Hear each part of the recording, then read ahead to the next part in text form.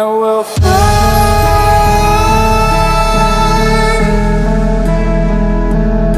Oh, we'll fly away, away, away.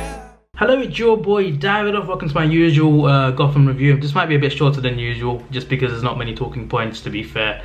Wasn't this meant to be called I Am Bane? Or was I seeing things? Or was it next week? I think it's episode 10 meant to be I Am Bane. For some reason I thought it was this week. For some reason I don't know. But anyway, this one doesn't focus on any like main established characters. It's mainly focused on a new character, a serial killer, who is called Jane Doe. I'll get to her in a second. So before we get to that, the other two talking points are Penguin and Riddler. They work on the submarine. They get interrupted by Scarface, who is that ventriloquist, the dummy.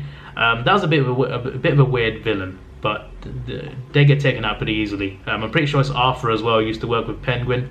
Arthur is a ventriloquist for the Scarface fella who has his own mind. It's really weird. It was a really strange villain, but yeah, they both died, the dummy and Arthur, so that was sorted out eventually. I mean, they had him at gunpoint, but then Riddler said, "We're building a submarine, come with us," and they agree, and then they find a way to kill them.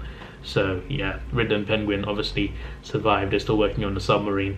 And also Bruce and Alfred, they went on investigating and they found a zombie. At least I think it was a zombie anyway. Basically it was a guy who was infected by the river chemicals. Obviously Jim Gordon last week, Joker's chemicals was going to explode into the air. He saved it, but it all went into the river, and the river was contaminated in those chemicals. And I guess the guy got infected and turned into a zombie. I guess it was a zombie. Technically, it sounded like one anyway.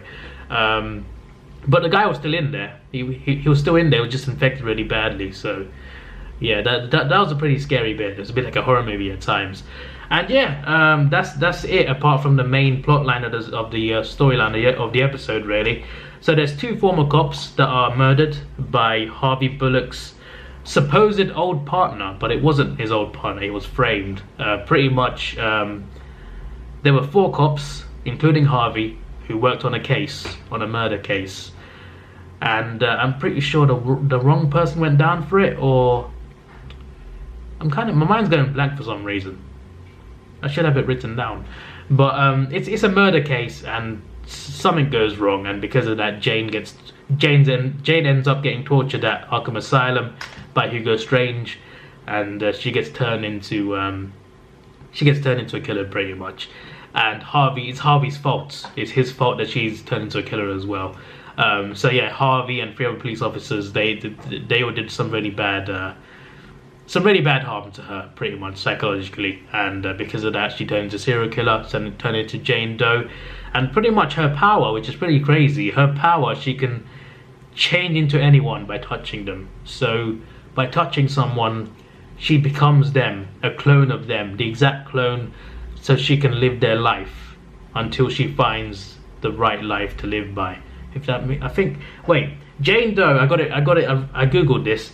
Jane Doe is a notable serial killer who would observe and get to know people, then kill them and take their identities by touching their body.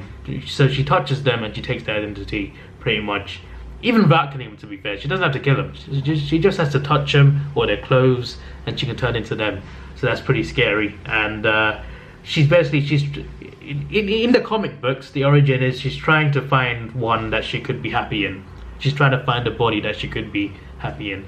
In this episode in Gotham, it was more like her just being a maniac, just wanting to take people out, pretty much. But yeah, she doesn't want to show her face. She has a mask on the whole time, and obviously, when she turns into people, she gets like a fake mask on, and you can take it off. Like, if that makes sense. Like when she turns into someone, you can rip the face off, and she's back to being her again. I think that's how it works. It's a very I don't know how you explain it. It's very weird. It's very weird. Is the point. I was very confused at times. I was a little bit like half asleep as well. I'm not gonna lie, but I mean, this episode was good. I did enjoy it, but I do think it was the weakest episode so far. That sounds kind of harsh, but I feel like the first 7 were a lot better than this one, for sure. This one was good. It was still good.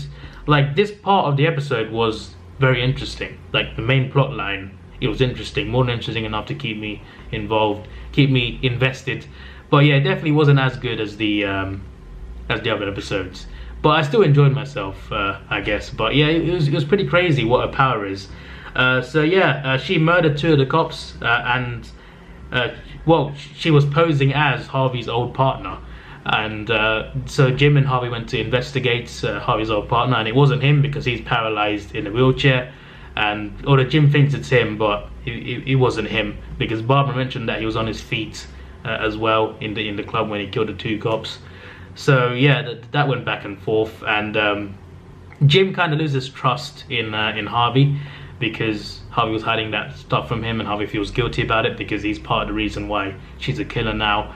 But yeah, the lookalike for Harvey's partner, who actually framed Harvey's partner in the club, obviously that's her. That's her impersonating Harvey's partner. And he comes to kill Harvey's partner. I'm saying Harvey's partner way too much because I've forgotten his name. But she tried to kill him disguised as him, and it didn't work because Harvey and Jim are still there. So yeah, that's how it starts basically.